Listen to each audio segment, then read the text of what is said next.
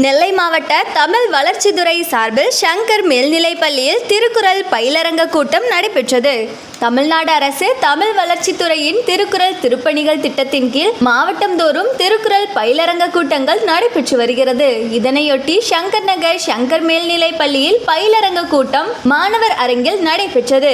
கூட்டத்திற்கு பயிலரங்க குழு தலைவரும் பதிப்பாசிரியருமான கவிஞர் பாப்பாக்குடி ரா செல்வமணி தலைமை தாங்கினார். பள்ளி உதவி தலைமை ஆசிரியர் உடையார் முன்னிலை வகித்து தொடக்க உரையாற்றினார்.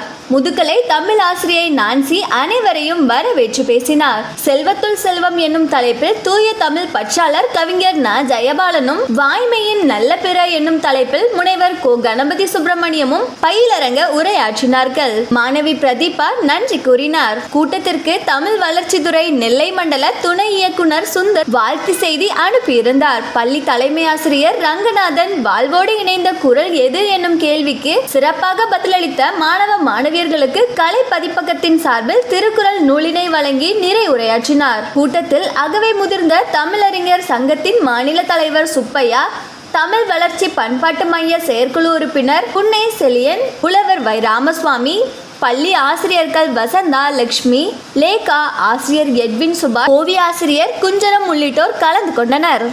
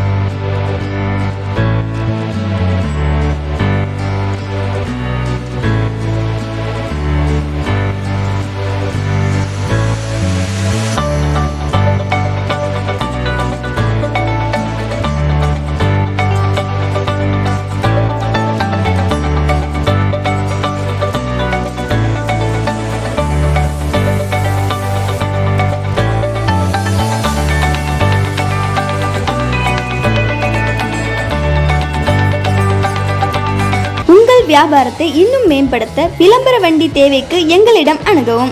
9443554244